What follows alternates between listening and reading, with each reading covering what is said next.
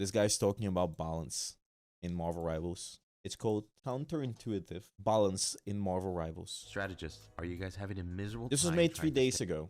stay alive? And duelists, are you guys having a hard time trying to crack the kills and not concede the pressure? I don't want to be that guy or anything like that, but I feel like I have a solid answer to these 3 questions and topics. Well, more so an explanation. I'm more curious to see if he has any interesting points to make about the balance of the honestly, game. Buckle up, take out your notepads, because while I'll try to keep this video short, there's a lot of layers to this where I feel like if you follow the dots, it would all make sense to you as well. So what I'll do is I'll try to explain it in a very digestible way, keep it as simple as possible, not too bloated, short, we just start the sweet, video? and concise. So you know what? Let's just get right onto the video.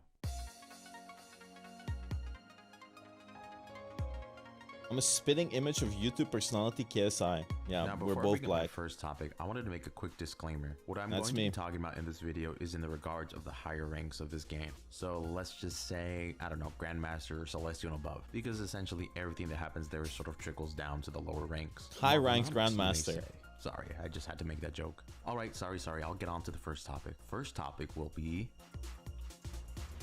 Am I stupid? But I think he misspelled triple.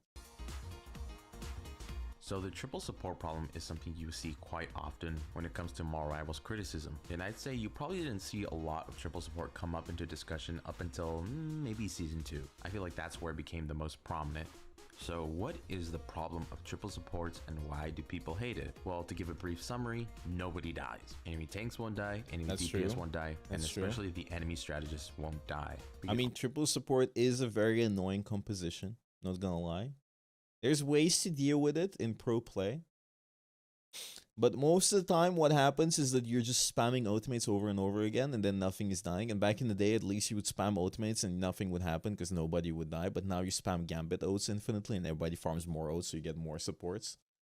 all agree that it's just not a It's just annoying. It's just annoying. experience And then at all. they just But run it aside from down, that, you die. Why is triple support a common thing in Marvel Rivals? And most 'Cause it's importantly, easy. why is it allowed to thrive in the game? I'm just gonna say it outright. Triple support is common in Rivals because there's too much healing in this game and things don't die fast enough. If things died faster, you wouldn't be able to heal as much, right? Also, another reason why triple support is a thing is because this game has a crazy fast ult charge rate. Crazy fast ult charge rate. You farm your ult so fast. Like, if you have triple support, nobody should be getting a support ult on paper, because you wouldn't be able to farm it as fast as like double support in the enemy team. But the truth is that you farm it so fast, it doesn't matter. It doesn't matter. Like, you get like, if you compare it to Overwatch, you get so much passive ult charge by just existing that even if you're not doing much, you are gonna get like 15% ult charge in 20 seconds, which isn't that much, but Overwatch you're gonna get like 2, right? Here's where I will start with this rabbit hole. The DPS category does way too much damage. The game overall It's not that it does too much damage, it's that it does a lot of damage, but nothing dies. in general That's is the thing. extremely damage heavy. So naturally you would need high healing in order to counteract that high damage output, which funny enough I feel like is a direct cause of why certain supports like Luna Snow, Invisible Woman to some extent, Cloak and Dagger. Does Bogur speak Bulgarian? The man that was born in Bulgaria, has a degree in cybersecurity from a Bulgarian university, spent 12 years studying in Bulgaria and lives in Bulgaria. It's a really good question. All have I'll a think bit about of it. Immortality alts. And what was the reason for this? It feels I'm like very Nike was Chinese definitely adjacent. aware when making this game that there was going to be a lot of damage. Yes, I coming speak across the Bulgarian. game. So for some reason, their answer to this was to give supports more heal botting capabilities rather than utilities, which essentially resulted to a lot of the supports not having that great utilities and being kind of I'm sorry I'm new. It's fine. But like, to play. it's just But I'll funny. get into all of If that I'm a little Bulgarian, I later. probably Let me speak just stay on Bulgarian. topic on why there's so much high healing and why triple support in general is picked a lot. So going back to the high amount of healing due to the high amount of damage output, that obviously encourages people to go third support, because sometimes in a lot of situations 2 supports just isn't enough. But then now we go to a different problem, because there are now 3 supports, there's not enough damage being done. Okay, first and foremost, 2 supports is plenty. 3 supports on paper should be too much, but it's not, because you can still farm your ults really fast. Because that ratio is like such a big difference that when I'm Chinese and I don't speak Chinese. Were you born in China? You go 2 supports to 3. I think that's the DPS difference. can't kill anything, or at least it's extremely harder for DPS to kill anything. And here's the crazy part, I do not blame teams for going triple support, not only just because of the high amount of damage, but also the extreme heavy emphasis on dive in this game. And when I mean heavy emphasis, I mean it goes hard. And this is both between Vanguards and Duelists. We have Captain America, Hulk, Venom, Thor, The Thing, and all that. Oh, Hulk isn't the dive character. The Thing isn't the dive character. Nobody plays Thor. That is a crazy sentence I just heard. Thing is horrible. Hulk is horrible. Thor is horrible. None of them are dive. Maybe Thor is dive, but Thor is just its own entity. People will say The Thing is like a brawler, but he works in a lot of dive compositions. Black Panther, Iron Fist, Magic, Psylocke, Spider-Man, Star-Lord, Wolverine, and Daredevil. Oh. He said Wolverine is dive? And Angela. We'll say The Thing is like a brawler, but he works in a lot of dive compositions. Black Panther, Iron Fist, Magic, Psylocke, Spider-Man, Star-Lord, Wolverine, and Daredevil. Oh, and Angela as well. As a strategist, you have to worry about every single... Oh, he's a okay, I don't want to be mean or anything, but in console it's very different. Like, I see a controller layout. I think he's a console player. One of those characters. Because for the most part, they are all created to disrupt backlines and target... Whoa! Wolverine was made to disrupt backlines, buddy. What game are we playing? You were playing a different game to me. You specifically. So you, as a strategist in that situation, literally have to grow eyes in the back of your heads to be aware not to die. Or the alternative is if you want a direct confrontation with multiple dive characters, like say the Venom is coming after you, your job as a strategist not only is to live, but in that very same moment, keep your fellow strategists also alive. And sometimes it is very difficult to do when it's not just Venom diving you. Maybe there's also a Psylocke, maybe there's a Magic, maybe there's a Captain America, and God forbid, maybe there's a Daredevil. There is just so much that you as a strategist have to deal in that moment to what, like I said, you have to survive, you have to keep your other strategists alive, and you also have to keep the rest of your team alive. Yeah, but that's support gameplay. I'm sorry.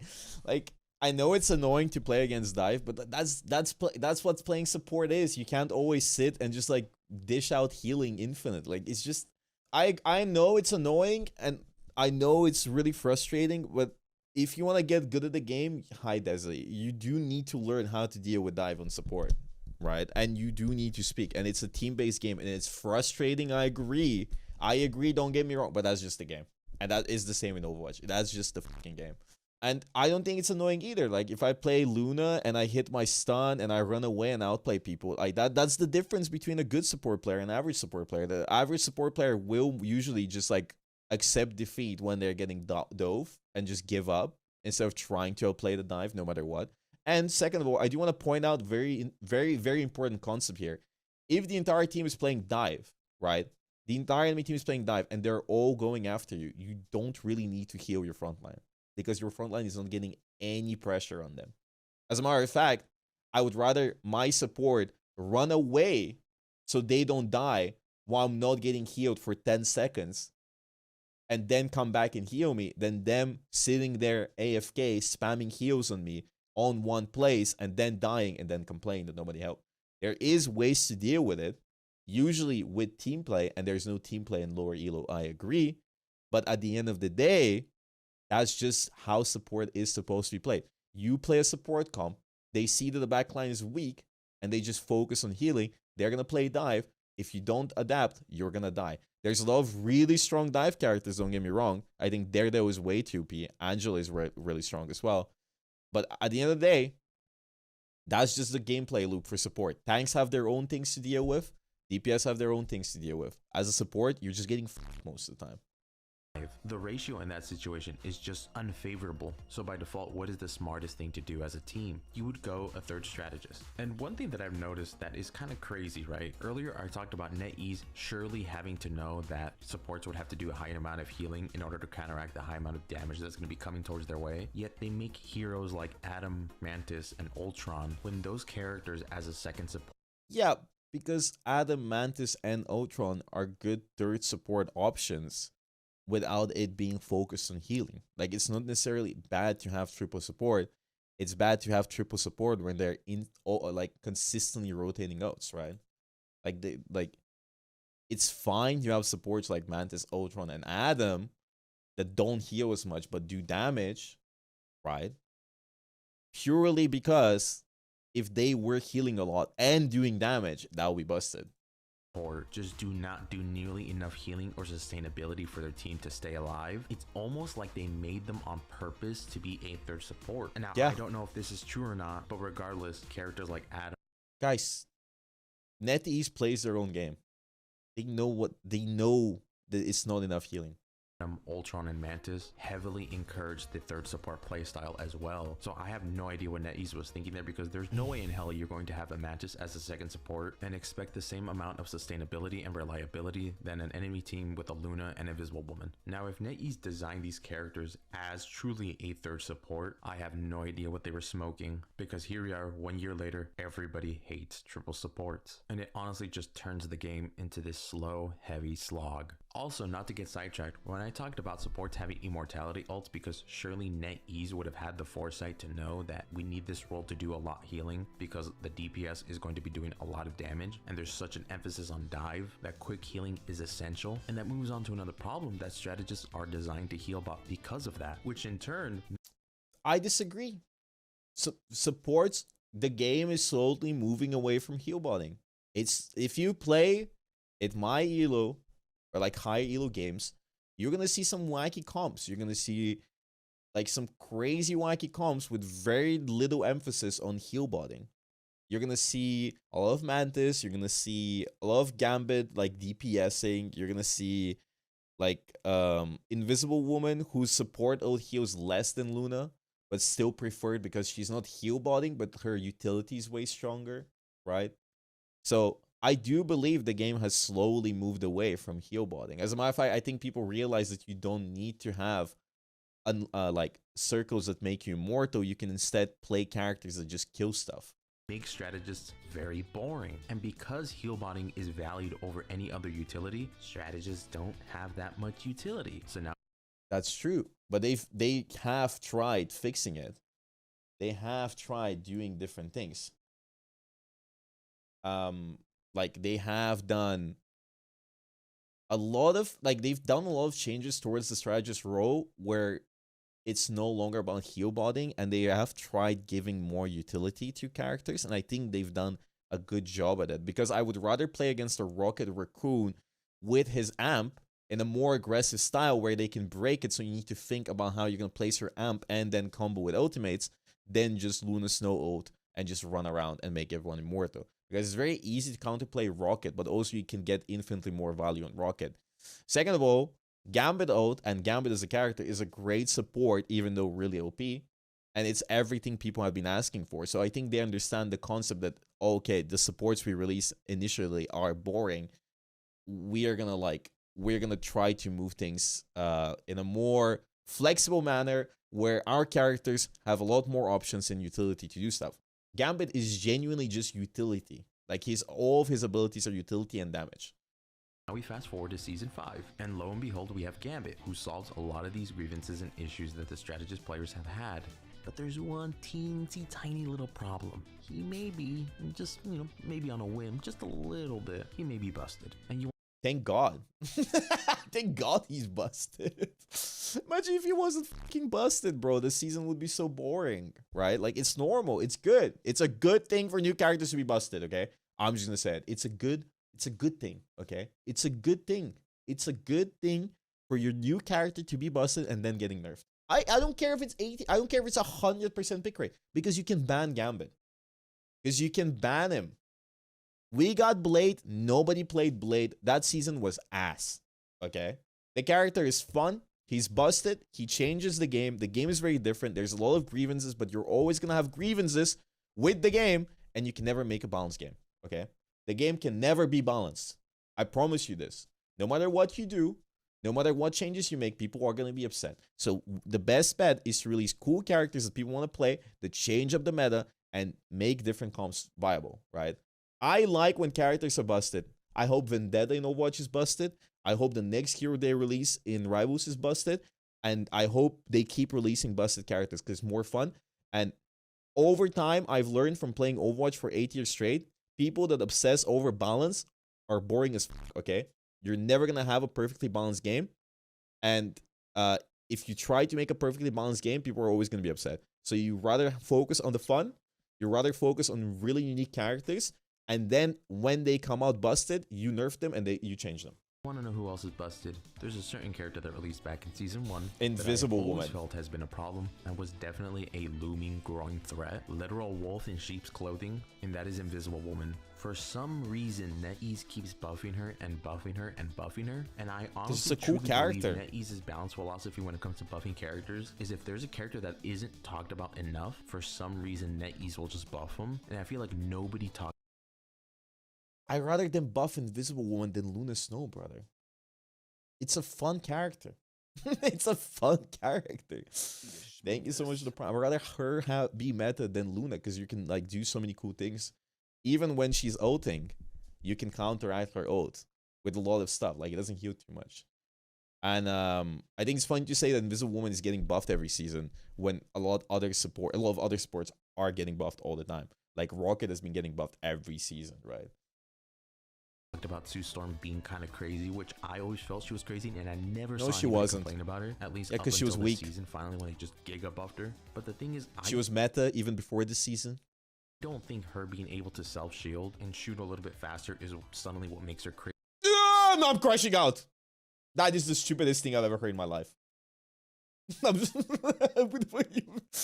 Brother, there's no way you said I don't think the self-shield is a big deal. It is a huge deal. It's a huge deal. It's such a big deal. It's insane how big of a deal it is. It's so big. And I'll explain why it's big. Because before, when you are doing your own thing and you get dove, you can never help yourself and you need to rely on your teammates helping you. So you can help them, but they don't help you because they're blind. Now, right, whenever you get dove, you have a second support, and it's called Invisible Woman Shield. It's her blue shield. That's your second support. You don't need a second support.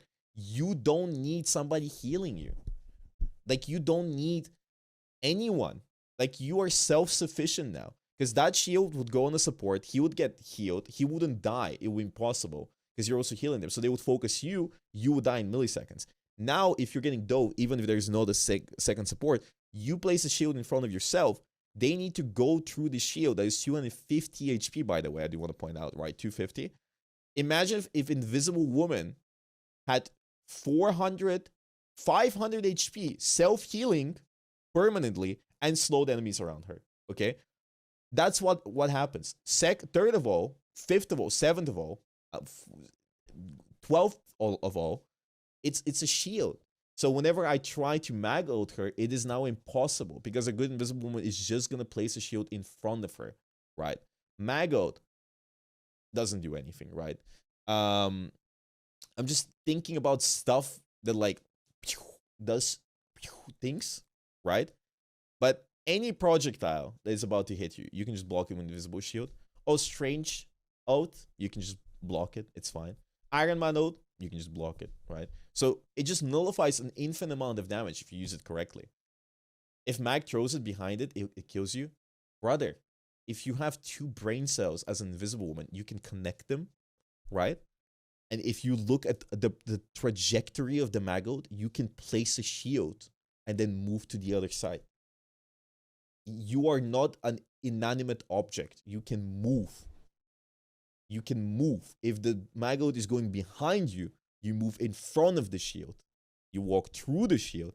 Now the Mag ult doesn't hit you. If it's going to hit in front of you, place the shield, you don't move. Okay? Before you would rely on your teammates, now you don't need teammates. You're a big, strong, independent woman. So the fact that he says the Invisible Woman shield is meaningless, or he doesn't understand why, says a lot about the video in the first place. And she was meta even before this change, right? But now she's really strong. Crazy, but I suppose to a lot of people that's the straw that broke the camel's back, so here we are. Both Sue Storm and Gambit have so much versatility, however they are so overpowered. They are way too potent for what they get, and it's clear as of this season these are the meta strategist picks. And that contributes to my personal point that NetEase, I feel, just does not know how to balance outside of surface level heal botting. You take away their ability to make a certain character a heal bot and they instantly panic. Literal chaos over there. So as a result, you get an overly tuned character that's just way too powerful, like Gambit and Invisible Woman. So you know what? I do find it funny that we complain that every character is a heal bot. They release 2 characters, buff them, they're no longer heal bots, and people complain that they do too much. Moving on from the very specific topic of strategists, let's move on to a topic that I covered a little earlier What do we in this want? subject, and that topic is dive. I'm gonna say something, okay? I think Angela and Daredevil were busted. A lot of people are gonna be angry. Anyone that complains about dive as this entity that is unbeatable, I think is bad at the game. I'm just gonna say it. Like, Daredevil is OP, I agree. Angela is OP, I agree. But people have been complaining about dive for fucking millennia, right? Sai's just disgusting by herself, right? I agree. There's a lot. Dive right now is really strong. I agree. But these people just complain about dive as if there's no counterplay, right? But there is so much counterplay unless the characters are busted right now, which they are. I agree. They are busted right now. But even before this, people would complain about characters like Black Panther or Spider-Man. These characters are ass. Like, these characters are horrible, right? Like, if you're struggling in BP and Spider-Man, you're either really low elo and people are smurfing on you, or you genuinely are refusing to play the game. So like I said before, the heavy emphasis. Also, why are we complaining about dive if Invisible Woman and Gambit were just stated to be broken? 6-7. On dive in the Vanguard role and the Duelist role is just crazy. And the very interesting part about this is I feel like NetEase, believe it or not, had already implemented ways to prevent a heavy dive composition in the game. I know. Also, what's bad about having a dive comp be viable?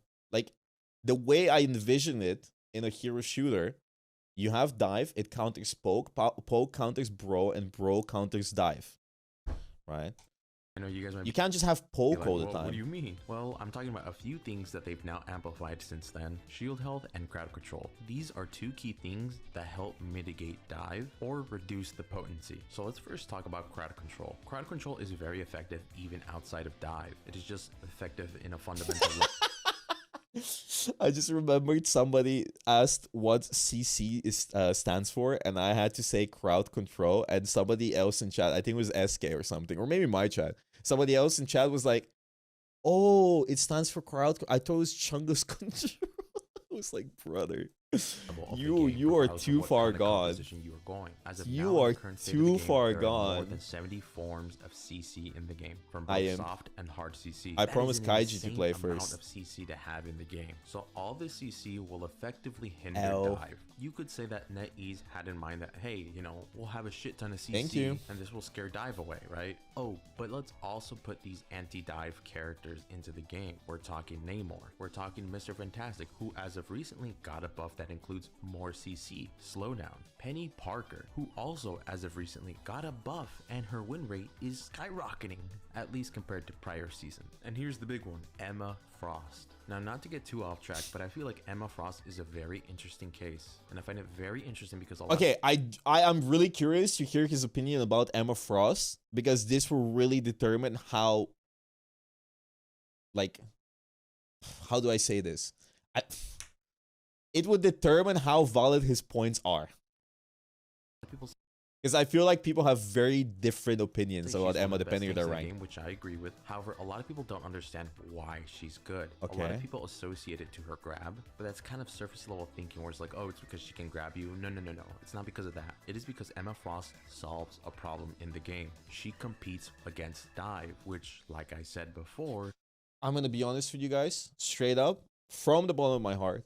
It is true she kind of deals with dive, because you have one grab every 20 seconds, but you can't really deal against a full-on knife comp. You can only grab one person, right? Like, it's not like you can deal with everything by yourself, right? You can maybe grab Daredevil maybe grab Venom and stuff, but there's still like 4 terrorists on your backline, right? It doesn't solve the entire problem, but he's right, like in a way, like the grab is good, but she's just good every situation. Like there is no situation where Emma is not good. Emphasis on the game, a big presence. Now you could bring up the argument that, oh, you know, she's also really good against tanks. Well, and to that I agree, and it's not because of her anti-dive capabilities, and it's more so like Magneto. She has very strong tank-like fundamentals. She could protect her team, she could protect herself, and she could punish enemies that get a little too close. So unfortunately, we are left with a pick your poison situation, where it's like, well, we either deal with Emma Frost, or we deal with 50 billion different dive characters just raining down on us. And that is not how things should be. However,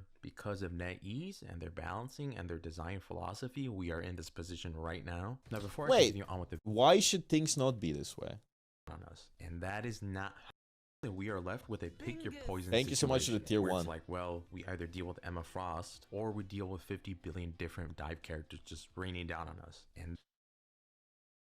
the thing is, like, first you can ban the dive characters. I think that's one of the biggest strengths with rivals. Like, you can genuinely just ban Daredevil and Angela, which just gets banned anyways all the time. And second of all, you have way more options than Emma Frost to deal with dive. Like, as a matter of fact, I wouldn't pick Emma as my best course of action for dealing with dive. Magneto is extremely good against dive because he has 2 bubbles and he has a shield and he can poke people out. Emma is good. Even the Thing, who's kind of mediocre, is good. Surprisingly, Angela is really good against dive because Angela can stop the dive before it happens. And then you have Bucky, right? And then you have triple support. You have Gambit that honestly is just undiveable. Invisible Woman is also undiveable. I get his point if Invisible Woman and Gambit weren't stated to be really OP, but they are really OP. You have Helena Moore too. Right? It's not like you only have Emma Frost as your option. You have so many options, as a matter of fact. As a matter of fact, I'm willing to say that dive isn't really meta in ranked, right? It's really difficult in high elo, that is. In lower elo, it is meta because people don't know what to do. But in higher elo, if Daredevil is banned, people most likely won't be running dive. They will be running Cap or Angela or stuff like that, I agree. But that's more like an annoying comp. Like, it's not... They are not really relying on killing the supports because that's really hard to do. They're just relying on, oh, we're going to create a bunch of space by never dying. But you have so many options, right? You have so many options. I mean, dive was meta in the tournament. That is not how things should be. However, because of NetEase and their balancing and their design philosophy, we are in this... So here's the thing about balancing and design philosophy where I've learned from 8 years from playing Overwatch. You're low-key washed. Buddy, I'm top 250, which is probably not that impressive, but it's also quite a bit more impressive than whatever the pistol rank you're in. All right? Second of all, I do wonder what is the ideal rank, or not rank, but balancing composition for this person or for most people. Like, what is your perfect comp? Like, you don't want to see dive. You don't want to see Gambit or Invisible Woman strong. You don't want to see Emma Frost. You don't want to see probably something else, right? Like, that's like half the cast. Like, what is the play? What do you wish for the game to be met? Like, what is supposed to look like, right? So I think people never ask themselves that question. What is the perfect comp I want to see? And they just yap about what seems broken, and he has a lot of good points. But what's the alternative, right? What is the alternative? You nerf dive. Dive is never playable. You never can play dive ever again, right? It's horrible, which we've had a lot of seasons where dive has been horrible. Every game is Emma Mag or Groot Emma, right? It's what we play anyways most of the time. So, like, what are we looking for, right? Psylocke is super OP too. Like, every person has their own opinion on what's broken, and it's purely based on what they play and what role they play and what rank they play in. position right now. Now, before I continue on with the video, I just wanted to give a quick reminder, if you guys haven't already, to like, share, and subscribe. I mean, We're you can almost check together them at out. 1,000 people on the channel, and I would really like to hit that by the end of the year. So again, Shout if you out guys to could do that, Nen. it would mean the world to me, and obviously it'll keep you in tune for more Marvel Rivals content coming your way from me. Guys, But again, not to get too distracted, let's focus back on dive and dive characters. I talked about crowd control as well as anti-dive character picks. I also brought up shield health or overhealth, whatever you want to call it, but I didn't go too much into it. Let's do that right now. Shield health, especially with how it is used and who reaction it is slop, given to, is given buddy. as sort of a fail-safe to certain characters that have to get into the enemy's face in order to eliminate I'm criticizing them, i.e. propaganda. dive characters. There are plenty of dive characters in the game, from Vanguard to Duelists, that Okay. have some See, Bao, what do you mean reaction slop? I'm discussing the balance of the game, and you guys are just staring at me doing the same thing anyways. Like, my Magneto gameplay isn't that much more impressive than this Magneto gameplay. As a matter of fact, you can probably imagine me playing right now. form of shield health. Some get it more than others. And I see a lot of people say that depending on the character that, said character needs this to live because they have to get in there. However, here's the problem. What happens when NetEase just decides to give every single DPS some form of overhealth in a game that's really hard to kill people when you incentivize 3 supports? Well, you get an absolute shitstorm. The craziest thing about this is you have characters that are very much currently suffering, like Black Panther and Spider-Man. Like, they are in the gutter right now. I've seen characters like Thor and Thing and Hulk that are also sort of in the gutter. Other people will tell you otherwise, and I never say this That's personally, true. but I legit He's right. think people are very wrong. And you guys know me, I'm not really one to challenge someone else's opinion, but for this one, I am putting my foot down. Black Panther, Spider-Man, Thor, Thing, Hulk, and some others are literally straight in the gutter right now. That's We true. are talking almost borderline unplayable. That's specifically true. with He's characters like right. Spider-Man. So both Black Panther and Spider-Man have extremely But I high don't get it though. Why is he defending Black Panther, Spider-Man, Thor, whatever the else when he hates dive?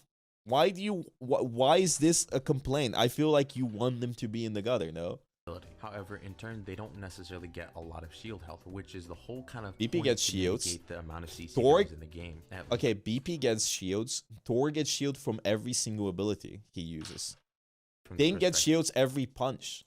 of a dive character, but because it is a case where mobility isn't enough to do anything efficient, it is just more so for your own survivability, those two characters are essentially tickle monsters, because if they stay in the fight for any more longer than what little shield health that they got, they literally explode. And it doesn't help that there's a triple support meta going on because of said same reason of dive characters. Now here's the crazy twist. You have characters like Black Panther and Spider-Man whose potencies are Nice, extremely Bubble. reduced due to the amount of anti-dive now implemented in the game, be it in the form of CC and the more so player-induced triple support meta. Yet you get a character like Daredevil who ignores all the precautions that led to dive to get to this point, and he just goes crazy. He has an insane amount of shield health. He does an extreme amount of damage that not even triple supports can deal with, and he's a dive character. So that just makes it seem like, what was the point for all these precautions and other things in place when you got this one character, this one guy who literally just ignores it and continues to do the very same thing people and it seemingly NetEase were afraid would happen. Just ban him, no? Like, you guys get what I'm saying? Now with all these other precautions that were implemented into the game to stop certain issues are literally useless and just make everything else around the game, especially for certain characters like Thor and even Thing, even more miserable than before they even existed into the game. We're talking about power creep, the other balance adjustments, the doubling down on CC. You know what it feels like? You guys ever heard of counterpicking? I'm sure you guys have. Now have you heard of counterbalancing,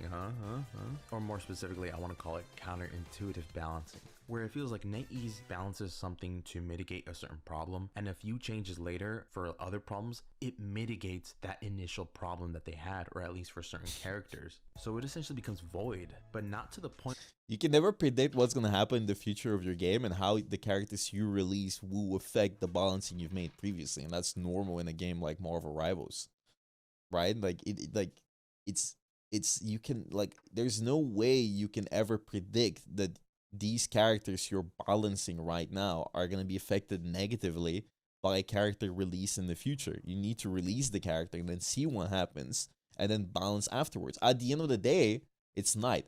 But at the end of the day, it hasn't been even 1 month since Gambit has been released. And Daredevil has had a month and a half, right? I'm sure internally they're looking for ways to nerf Daredevil in the mid-season patch. and how to adjust them, right? Torch was fine, now he's killed. That is the stupidest comment I've read, considering that he was a permaban in every single rank and pro game, okay? Pipe down, little buddy. Pipe down. But, yeah.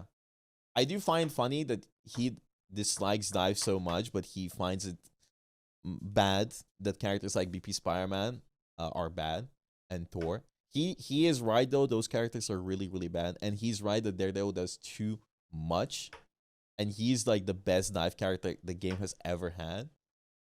And that's just a Daredevil problem. That's just a Daredevil problem. Like, if they nerfed Daredevil today and Psylocke and Angela, because all of these characters are really OP, you would not have dive anymore, even though you have like 20 dive characters, right? And so, at the end of the day, like, he has some good points, but I don't really understand what we're complaining about. Like, what do you want? What do you want? What do you want to happen? Because if you want Daredevil to get nerfed, I agree. I don't think anyone's gonna disagree. If you want Angela to get nerfed, I'm down, right? But all of his problems just boils down to that. Where you don't notice it anymore, but to the point where the initial problem that it was supposed to mitigate is still thriving, but other roles that had no association with said problem are suffering because of such indirect choices. I'm hoping I'm making sense saying this because I feel like I'm not wording it properly, so I apologize for that. But to me, I swear to God, it feels like NetEase is either using a dartboard to dictate their balancing, or they are simply just losing track and doing too much to answer single problems that in turn just make more problems that they have to answer, and so on. Now, I guess you can say, like, isn't this game balancing? And I would say yes, it is in a nutshell, but it's very bad balancing, because in the end there are certain characters in the game that just end up doing what the initial act of balance was for. A character like Daredevil is a very prime example of that. It's just so counterintuitive, making multiple changes to like sort of nerf a certain role in the game or a certain playstyle, and in turn it doesn't matter because there's said characters that come into the roster and they just ignore all those precautions, and instead everyone else is just screwed, even when those said initial changes were not directly towards them. We're talking CC and tanks, we're talking the triple support meta, we're talking. The thing is, if you release a character every month, you will release a character that's dive or like something dive adjacent eventually, and it will break the balance in the game, and that's normal, right? So I like, I don't know what to even say in this regard, right? Like, I don't know what you say. Like, it does break a lot of the counter dive things they've done, but that's just because they're always OP.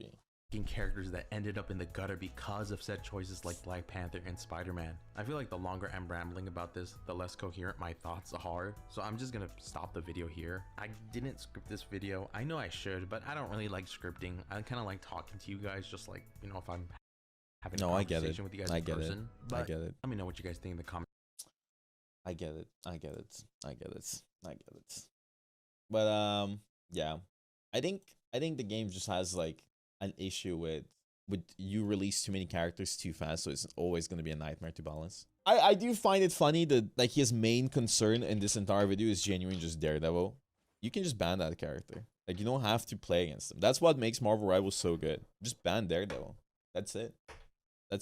No, it's triple support, but he started the video complaining about triple support, and then we changed the topic to dive, and then we complained about Daredevil, which is I just don't know what the issue is like for him. Like, what do you want? You want triple support, but then you complain the dive is hard to deal with, and then we're going to Daredevil. So is Daredevil the issue? Like, is Daredevil causing triple support? I don't think so, right? What if enemy team bans DT2? You just waste one ban. Who cares? Just ban DD and then ban your second thing. Who cares?